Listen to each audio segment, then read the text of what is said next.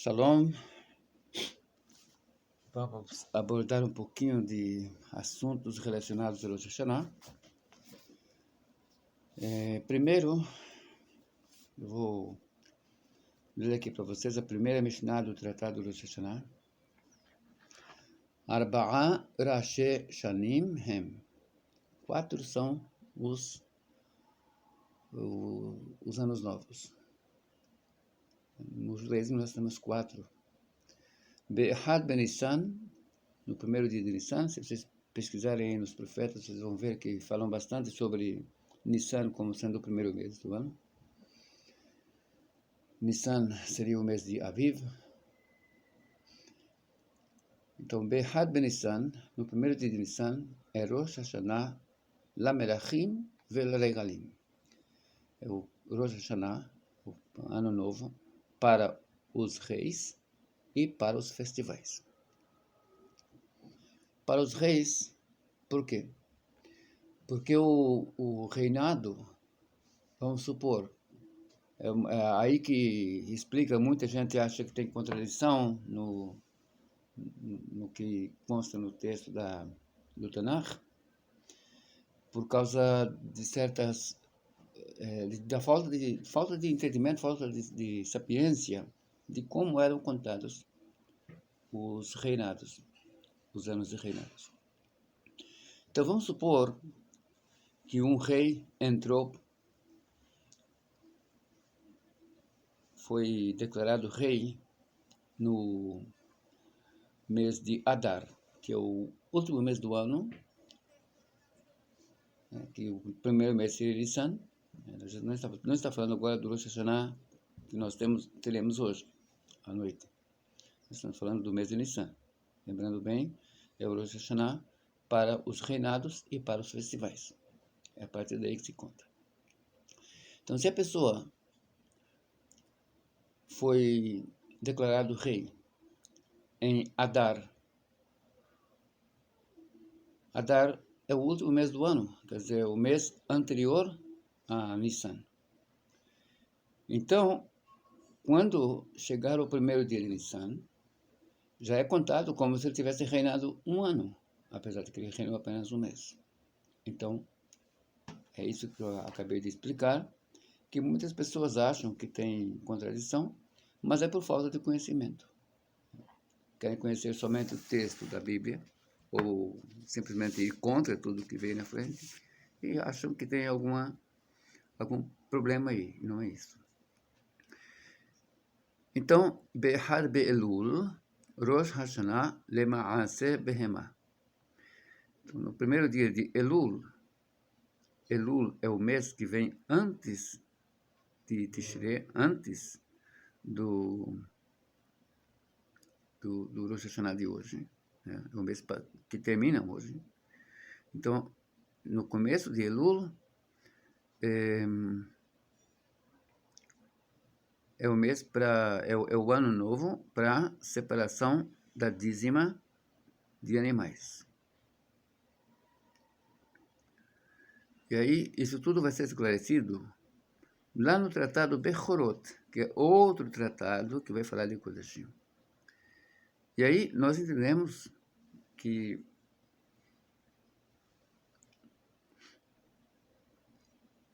existe também, não é somente o Maaser das verduras, dos vegetais, como eu já expliquei aqui, mas também tem Maaser Behemah. E aí,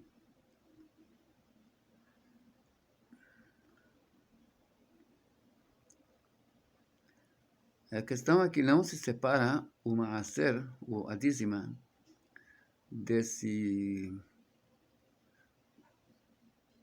dos nascidos nesse ano, com os do ano que virá após. Então, vamos prosseguir aqui na nossa Mishnah. Eu não estou explicando demais os detalhes, porque seria um estudo completo, né? Então, pelo menos para vocês saberem, nós temos 4 anos novos. O primeiro é para os reis e para os festivais, o segundo para a dízima de animais. Rebbe Eleazar e Rebbe Shimon dizem que é no Ano Novo de Tishrei. Eles acham que o Maaser Behemá começa no Ano Novo de hoje. É o posicionamento deles. Então tem uma discussão aí entre Tanaim, mas prossigamos, né? Behad Betishrei, Rosh Hashanah, Leshanim, Uleshimetim, Ulevavalot, Lenetiah, Uleakot. No primeiro dia de Tishrei, que é hoje à noite, é o ano novo para os anos, para a contagem de anos, para a contagem do 7º ano, o ano sabático, para a contagem do 50º ano, que é o Yovel, é o que se chama em português jubileu, e para as plantações e para as verduras.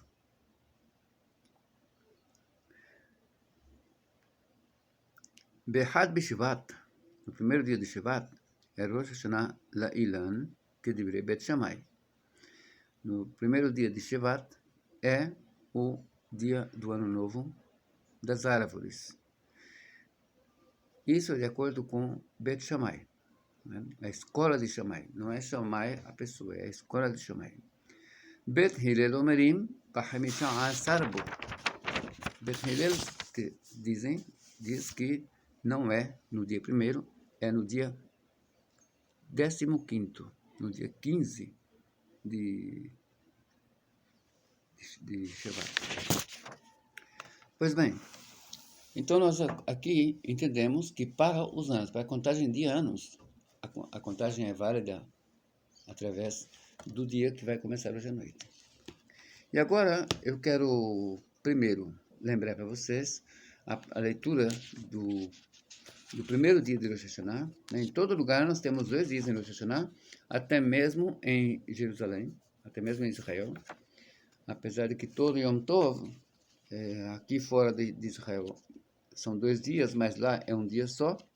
E lá, e Rosh Hashanah não, Rosh Hashanah é em todo lugar, é 2 dias.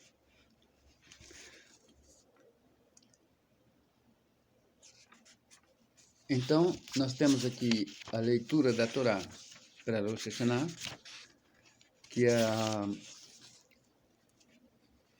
a leitura da porção em que Deus fez o milagre de que Sará fosse engendrada, né? Que ela pôde se tornar mãe, apesar da idade avançada, e que tudo isso aconteceu por volta de Rosh Hashanah.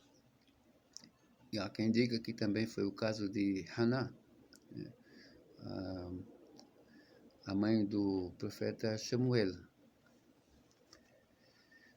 Pois bem, esse trecho todo lido, incluindo o trecho que fala de Abimelech, tudo o que acontece ali, e depois, quando chega lá no Mafteir, o Mafteir, ele vai ler o trecho que fala do Rosh Hashanah, o B'Chodesh HaShevi'i B'Chad LaChodesh, e no 7º mês, né, parte de Nissan, essa noite seria o começo do 7º mês, então vai ser Mikra Kodesh, e vocês não podem fazer Melechet Avodah, ação de trabalho. Yom Teruah Yelechem, vai ser um dia de Teruah, de toque de shofar. Aí eu quero lembrar para vocês 2 coisas importantes. Primeiro, que o toque de shofar, sefaradita, hispano-português, e o toque de shofar iemenita são iguais. O toque de shofar iemenita é aquele mesmo trazido em uma gravura no Sidur de Rav Saadia Gaon, onde ele mostra que o toque não é separado, não é não é vai fazendo como ondulações, sem separação. tanto na Teruá como na Tequiá. E aí nós temos, Tequiá é reto, desculpe. Shevarim, tanto Shevarim como Teruá. Nós fazemos tudo junto, sem separação, sem pausa, é tudo interligado e tem uma gravura que eu inclusive trago nas páginas do Judaísmo Ibérico, que foi feita por Avsalia Gaon, onde ele mostra sobe, desce, sobe, desce, sobe, desce, sobe, desce, até o final. Então não tem separação de som. Bem, outra coisa importante lembrar, é uma halakha importante, quem estiver aí fazendo oração sozinho em casa, ou grupinhos pequenos que estão começando agora e não sabem muito a Torá, é muito importante saber que no primeiro dia, se o primeiro dia caiu em Shabbat, se Rosh Hashanah caiu em Shabbat, você só pode tocar o shofar no segundo dia. Enquanto é Shabbat, você não pode tocar shofar. Mas primeiro, nós não podemos tocar shofar porque é um instrumento musical, e instrumento musical só podia ser tocado no templo, né, por causa do decreto de questão de Tikkun Klishir. Mas fora isso, nós temos outro motivo, que uma pessoa mais desavisada vai querer transportar o shofar no recinto público, que é proibido no Shabbat. É a mesma questão da leitura da Megillah em Purim. Então, Megillah em Purim, você não pode fazer a leitura por causa disso, porque vai evitar que uma pessoa venha a transportar a Megillah no Reshut Rabim. Pois bem, a leitura da Torá para o segundo dia é aquela que fala da Akedah. O que é a Akedah? A Akedah é Akedat Yitzhak, quando Deus ordena a Abraham que seja feito o sacrifício do filho dele, e depois é trocado por um carneiro, né? Então, aqui nós vemos uma coisa que é muito interessante, é que muita gente pensa que Isaac era um pobre coitado, era um garoto. Aqui é muito ao contrário. Primeiro, Abraham já era um ancião, já tinha aí por volta de seus quase 100 anos, e, portanto, devia ser bem fraco, quando Isaac tinha mais ou menos uns 30 anos de idade. Então, é o contrário. Praticamente, foi o próprio filho que se ofereceu. E essa lembrança da Akedah é sempre lembrada para a nossa defesa do povo de Israel, por todas as gerações. Então, essa é a leitura do segundo dia. E no final da leitura do primeiro dia, nós falamos do toque do shofar, nós falamos do dia de hoje. Aí, no segundo, também, o mafteir vai ler o mesmo trecho que foi lido no primeiro dia. E será no dia sétimo, no mês sétimo, no primeiro dia do mês, será um Mikra Kodesh, será um dia de leitura sagrada para vocês todos. Vocês não podem fazer nenhum trabalho. Esse não fazer trabalho, é importante lembrar que, como é um Yom Tov, tudo que for para a questão de alimentação no Yom Tov, não no Shabbat, o Yom Tov que cai no Shabbat, o Yom Tov que cai no Yom Tov, no dia domingo. Tudo que for para necessidade alimentícia, é permitido transferir fogo de um fogo para outro. Né? Você pode deixar uma vela de 7 dias acesa hoje, para usar amanhã à noite, para fazer o Kiddush do Yom Tov e a Havdalah do Shabbat para o Yom Tov. Mavdil ben Kodesh le Kodesh. Ah, mas aí não é para alimentação. Não, não é para alimentação. Mas já que permitiram para alimentação, então permitiram para algumas outras coisas também, inclusive transportar um livro, um sidur, durante Yom Tov, fora do recinto particular, lá no recinto público. E para a sinagoga você pode levar um sidur, pode levar o talet, numa bolsa, se você quiser, mas no Shabat não pode. Então, é importante lembrar isso, só que o fogo já tem que estar pronto. Você não vai poder acender o fogo diretamente amanhã à noite, né? Na saída do Shabat, para a entrada do Yom Tov. Então, portanto, você já precisa deixar essa vela acesa a partir de hoje, para amanhã você ter de onde usar esse fogo. Não precisam fazer a Eruv antes do Shabat para o Yom Tov, porque a Eruv seria do Yom Tov para o Shabat. No Yom Tov você poderia cozinhar, e aí você poderia cozinhar para o Shabat através do Eruv. Mas no Shabat você não vai ter como cozinhar mesmo para o Yom Tov, e no Yom Tov você pode cozinhar para o próprio Yom Tov, então não temos a Eruv para hoje. Eu acho que, só lembrando mais uma coisa, né, que nós vemos aqui a continuação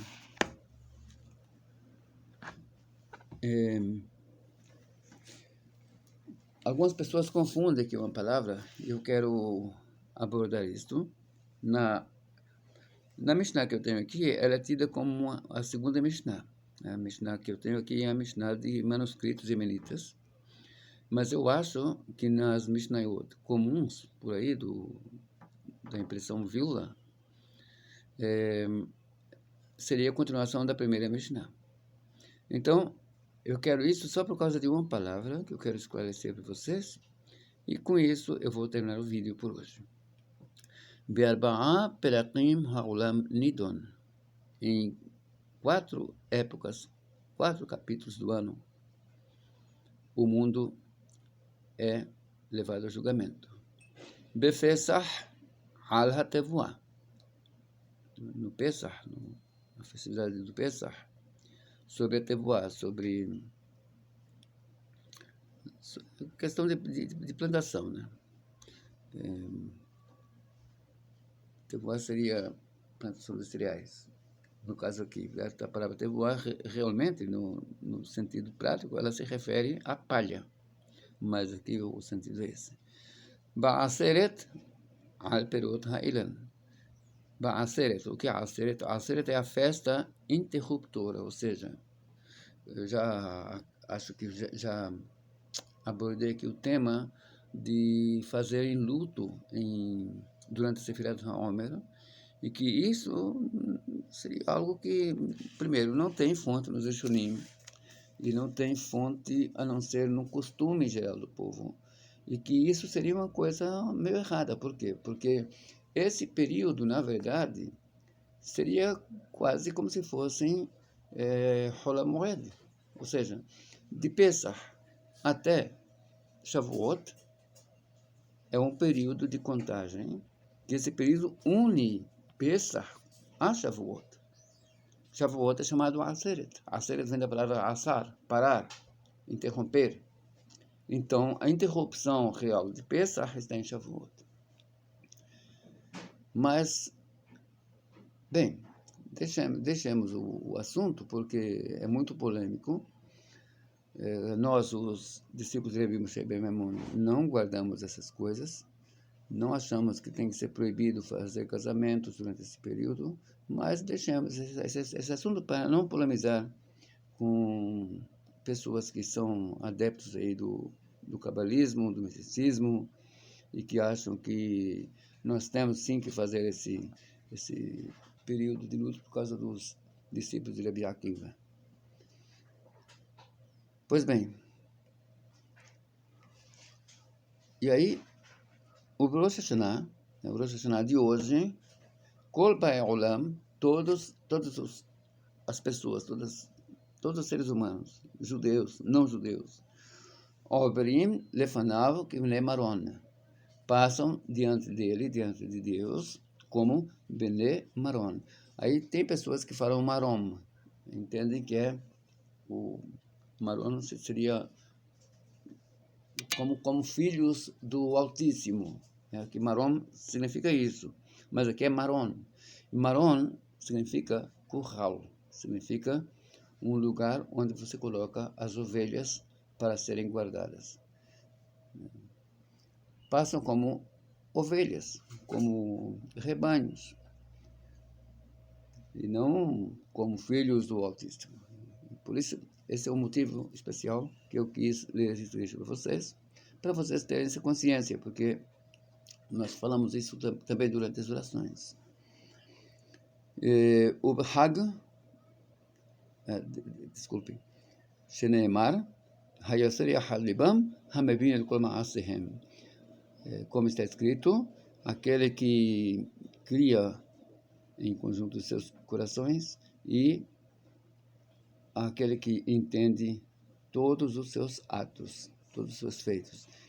O Hag Nedulim Al-Hamayim. E no festival são julgados pela água.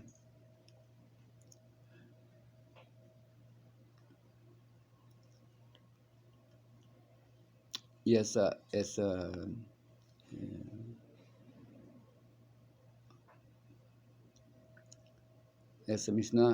Mishnayot são muito importantes, né? Eu digo essa Mishnah quando nós dizemos que foi dividida ou não, porque aqui nos manuscritos do Iêmen, elas realmente são duas Mishnayot separadas.